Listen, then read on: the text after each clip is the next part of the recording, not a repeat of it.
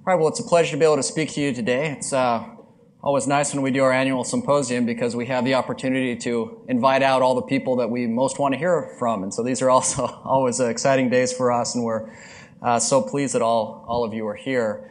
And it's been a terrific set of talks so far. So I'm going to talk a little bit about biomolecular networks in the brain. And so here, what we're trying to do is essentially fuse some of the tools that we use in systems biology at the molecular level and evaluate these in the context of brain tissues. And so what I'm going to tell you about today is essentially just two stories in the 20 minutes, so about 10 minutes per story. And I'm going to talk to you about some work that we've done in the honeybee brain, looking at gene expression changes that result from different behaviors, and I'll go through that in a minute. And then I'm going to tell you a second story about the mouse brain using data from the incredible Allen Brain Atlas that we heard about yesterday from Christoph Koch. All right, so to get started, one of the really interesting things that has been found in genomics, and it was found by Gene Robinson at the University of Illinois, who's our collaborator on this project, is that in the brain you have persistent, what we call neurogenomic states. And so here a neurogenomic state is just going to refer to essentially gene expression within the brain. Okay? And so one of the things that's been shown is that there are actually stable neurogenomic states that represent different behaviors and different phenotypes. So in a project that I undertook a couple of years ago, we had the opportunity to work with Gene and basically get all the data from the end of this 5-year NSF center grant. So Gene came to me initially, he says, if I'd be interested in this data, he says, it represents like 24 experiments. And I said, well, that's kind of a start for systems biology. And he said, that's over 2,000 transcriptomes. And I said, oh, well, that's pretty good. So what he meant was the data from, essentially all the 24 papers. And so what we were able to do is then compile a large data set all collected from a single lab, which was a nice aspect of it in terms of helping to mitigate lab effects and such. And so basically what we have here is a large data set, and after a certain quality control filtering, we ended up with a little under 900 bees under 48 distinct behavioral states. And so these behavioral states spanned 3 primary categories. So one is aggression, right, which relates to things like whether or not a bee is likely to sting you.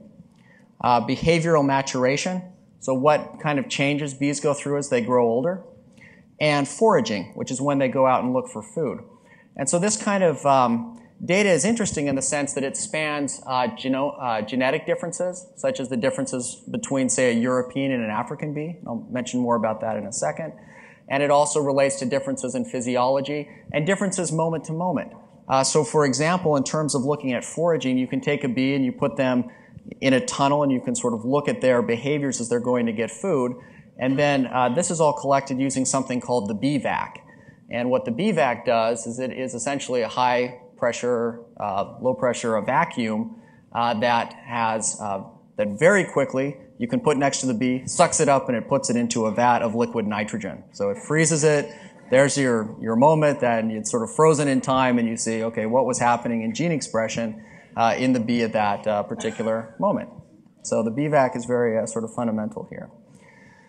Okay, and then we also, in the case of aggression, I'll just mention, this also spans time scales quite strongly. So you have African bees, known as killer bees, that will come and sting you, for example.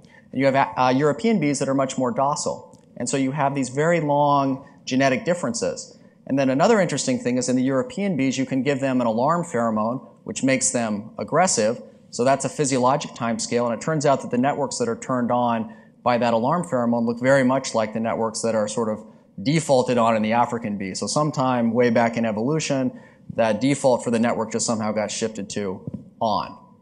Right? Be aggressive, and in the European, be passive. Okay, so we took all this data, and so what we wanted to do was to look at a systems approach to behavior. So essentially we have all these measurements of brain gene expression over a wide range of behavioral states that I just enumerated. We're then integrating expression, and what we're trying to do here is learn a predictive model. So this is sort of an odd thing to do in some ways, but what we were trying to see is there coherence in the expression patterns in these bees. In other words, if you're given the expression of the transcription factors, how well could you predict the expression of the rest of the genes? Okay, so are there sort of stable patterns here? So then what we wanted to do was, of course, learn that in a subset of the conditions and then test it in the new conditions and see if in the new conditions these relationships would be upheld. And then, of course, we want to analyze the resulting sort of meta-transcriptional network that we have done here. Okay, so we use this to build a global network. So you can see here one of our, just sort of the big hairball network. And so there were some transcription factors that globally affected all of these different conditions. There were subfractions that related to maturation, subfractions related to aggression, and subfractions that related to foraging. Now, of course, given any set, you can always come up with what's unique to any category and what's global. One of the interesting things that came out of here is that at a very high significance level, the transcription factors were found to be more focused within these categories than you would expect by chance. I forget what the p-value was exactly, but extremely low. And so the interesting thing there is that, as we're thinking about it as humans, we think about maturation or aggression or foraging. These are labels we put on. They don't necessarily have to be reflected in the architecture of what's happening in the brain. But what we found, at least in this study, was that we did see clumping within these categories much more than you would expect at random. So there was something to that organization. And then these on the right are just to give you a sense of the predictive value. So this is just showing 4 different genes. On the left is essentially training over n-1 conditions, and on the right you can see sort of how it does in the left-out set. And so the interesting thing here was we were able, for these brain neurogenomic states, to predict for over 2,200 genes with better than 80% correlation their quantitative expression in new conditions given the expression of the transcription factors. So what that meant was that there was at least a subset of the genes in the honeybee brain for which we could predict with reasonable accuracy what their expression level would be under new conditions and new experiments. And so we had some degree of cohesion here. This is a randomly selected set to give you a sense. And by the way, when I say randomly selected set, I don't mean the usual thing, which is that these are the 4 best that we ever saw, and so I put them on the slide. These were actually selected using the rand function of MATLAB one time and popped it up. And I used to show a larger one. People would complain because every once in a while there'd be a duplicate in there, which is what happens when you select them at random. So anyway, so they were randomly selected. So the other aspect, of course, you see is here we're learning an influence network. So it has predictive ability, but you wouldn't necessarily claim mechanism out of that, certainly. But we did want to see if we at least got some enrichment for mechanistic kinds of interactions. And there's not a lot of data in the honeybee. In fact, what I just showed you, we think that we only know 1/3 of the transcription factors in the honeybee. So there's 2/3 of them that we don't even know what they are. That's one of the ongoing issues. But we do know a lot about Drosophila. Now, Drosophila is separated from the honeybee by 300 million years of evolution, but there's still quite a lot of similarity. And so just as a means of validation for this for these relationships we found between transcription factors and these putative targets, if we had an ortholog for both the transcription factor and the target in Drosophila, we asked, is there a known interaction between them? And the answer to that was, in general, yes. And our p-value for the overlap there was 10 to the minus 15th. And so we did get at least a statistically significant enrichment for validation in Drosophila, showing that at least we thought we were getting some kind of signal related to real interactions. Okay, so in systems biology, we think a lot about different kinds of network models, statistical network models, as well as biochemical models.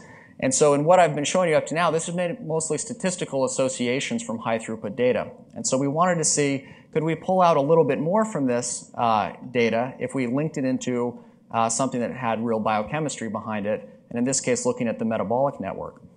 And what we found, and this was first found by Sriram Chandrasekaran, who's a grad student, well, just graduated, so former graduate student as of last week in my lab. But what he noticed was that if you look at aggressive honeybees and non-aggressive, that one of the shifts that they undergo is that they have an upregulation in aerobic glycolysis and a downregulation of oxidative phosphorylation. Now this is interesting, and you'll remember it was brought up in Michael Phelps' talk yesterday, in the concept that in brain cancer, we actually see a very similar effect, which is known as the Warburg effect. So one of the interesting things, and this has started to pop up in a number of papers recently, is that there are shifts that happen in metabolism underlying a lot of normal behaviors. I was talking with our previous speaker, with Olaf, right before, and has seen a lot of this kind of thing too, where there's a lot of changes or shifts in behavior. Right? This has to be motivated or has to be fueled by differences in metabolism. And you have these shifts that occur even in normal brains, and this has been shown now not just in honeybee, but also in the mouse and in certain cases in humans.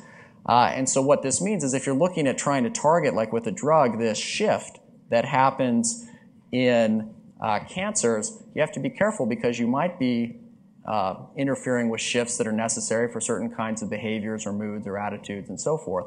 So this is an area that merits, I think, quite a bit of additional study. Okay, so that was story one. So I want to tell you one additional story. And so in the honeybee, we had dynamics, we had changes in phenotype, but we didn't do one thing that was really, which I think is really critical in the brain, and it's related very much to what Dr. Sporns talked about just before me, which is that gene expression is actually very influenced by its location in the brain. So in the honeybee, we're actually talking about whole brain homogenate. All right, it's a simple brain, but you're talking at sort of a coarse level. So in the mouse, of course, we have probably the best, well, certainly the best laid out map for gene expression. And this comes from the Allen Brain Atlas, which I won't take much time to introduce since Christoph Koch gave a beautiful talk on it. But essentially what it gives is at essentially single cell resolution in any plane, it gives you the expression of every gene in every cell. And this was done by using in situ hybridization, sacrificing more than 10,000 mice. So what we did is we wanted to do an analysis of this gene expression data. And so we fused in data from John Cahoy's lab at Stanford, and essentially what they did is to identify transcripts that were specific to neurons, to oligodendrocytes, and to astrocytes. And so essentially what we did was to take each of these lists of genes that were highly enriched in each of these different cell types to create a signature, a lens through which we were going to look at the data in the Allen Brain Atlas. So what we do is we take all of these different images that are provided by the Allen Brain Atlas, and then we layer one on top of the other everything that comes from a particular gene. Okay, so we would layer in, say, the 300 images that coded for a neuron-specific gene, and about 100 for oligodendrocyte and 100 for astrocyte. Okay? And so then what we do is we then take this image and we cut it into about 100,000 little patches. And so within every patch, we have a vector now. We have a location in the brain, and then we have a vector going back for the expression of all the genes that are, for example, specific to the neuron. Okay? And so now what we can convert this to is something that we know how to deal with, which is a big data matrix that looks a lot like transcriptome data, where you have 100,000 positions and 300 observations at each point. Really, you have 100,000 observations for the expression of these genes. And then all we do is apply clustering. So we're just going to look at spatial patterns and ask, get which locations in the brain in terms of these neuron-specific genes look like a different location in the brain in terms of these neuron-specific genes. And this is what comes out. So we use k-means clustering. So here the number of clusters here is 3. Now in reality it's 2 biologically meaningful ones plus just this background of nothing. And so this is the dominant change in the brain. So if you do nothing but look at clustering from the Allen Brain Atlas data, you get an incredibly clear separation between gene expression in the cortex and gene expression in the rest of the brain. Right, almost perfect. If you step up another one, now the caudoputamen or the striatum pops out. You go another one, now you get the global pallidus, You get the cerebral cortex now. You go another, so you start seeing the layered aspect of the cerebral cortex. Another one, now the piriform cortex comes up. You go another one. You can see the corpus callosum, and so forth. And you can take this out actually very far. And so what this shows in essence is that the gene expression is massively dominated by its location. And in fact, if all of neuroanatomy had never been done, and the Allen Brain Atlas was the only thing that had ever been done, you could actually get back a huge amount of neuroanatomy. That's not to denigrate that field in the slightest. It's very brilliant and very amazing. But it's just, I find this really stunning in terms of, the power of some of these approaches, and kind of what the systematically was done here in the Allen Brain Atlas is that you do get back so much of the neuroanatomy in really striking ways. And so here, what we see, and then so if we look here in the spatial organization, so this just shows, this takes us out all the way to k equals 60. And so as you can see, we get a lot of spatial patterning. And in fact, 60 was sort of just an arbitrary point to start. Based on statistical calculations that we've done, we were getting enrichment at well over 100 different regions. We started to be a little questionable if we were finding something real, but statistically we got a lot of regions that are transcriptionally defined and spatially contiguous. Now the other point I want to show here is that the neuron-specific genes, as I mentioned, are extremely clear. If you look at the astrocytes, so if you're looking here, these are the astrocytes, you can see you get the cortex that comes out quite clearly, but as you step forward, you get spatial patterning, but you can see it's much messier. And this is much more what we expected. I mean, the neuron ones come out looking like a cartoon, they're so clear. But for the oligodendrocytes and the astrocytes, as you can see here, we get spatial patterning, but not nearly as clear. And so what was interesting from this is that there are certain genes that are enormously dominated by spatial positioning. And we know that there are a huge number of neurons, different kinds of neurons. And that's sort of what comes out here, is we can see signatures relating to all these different kinds of neurons as they are patterned throughout the brain.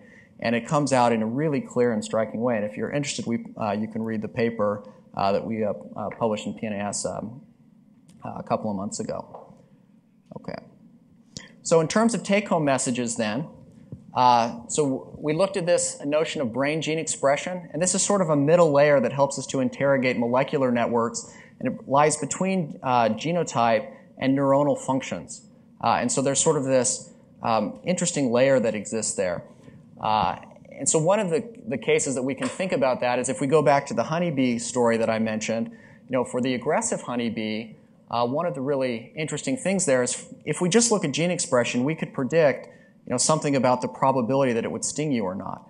But when it makes the decision to sting you, that's in neural firing. That's happening much faster. It's not driven by gene expression. And yet gene expression somehow is related to the predilection or the likelihood that you'll be stung by it. And so what are those connections and how we actually work those out is an area that it really isn't understood at this point. This relationship between brain gene expression and behavior is much stronger, more predictable than we would have previously thought. There are these physiologic roles, as I mentioned, for aerobic glycolysis, right? So there's these intriguing parallels between the similar molecular shift that happens, say, in an aggressive honeybee as well as in a cancer. So those are interesting areas, I think, to look at. These neuron-specific genes, as I showed, are strikingly clear in their spatial patterning, much more so than genes that are specific to oligodendrocytes or to astrocytes. And I took that out of the talk, so I was going to tell a little bit about metabolic networks. Okay, with that, let me just thank the people who actually did this work. So the honeybee study was led by Sriram Chandrasekaran, who, as I mentioned, just graduated my group. He'll be moving to Harvard in July as a Harvard Junior Fellow, so starting his independent career there. Seth Amit was also probably our key, most important biologist on that project. And Seth is now in my group, but at that point he was in Gene Robinson's group. And then James Eddy was involved in that study as well. And then for the work that I showed on the mouse, that was done co-led by Yoon-hee Ko, who's a computer science graduate student in my group, and Seth Ahmet, who is now a postdoc in my group, so he's done both of these studies, but he was the one that moved over from Gene's lab, a really brilliant postdoc in the group. James Eddy was again involved, so he was involved in both papers, and he's involved in about half the papers in our group, it seems. Very collaborative and very helpful and very brilliant student. And John Earls, who's a terrific computer scientist who helped a lot with the data analysis in the mouse project. So with that, I guess I'll be done. Thanks.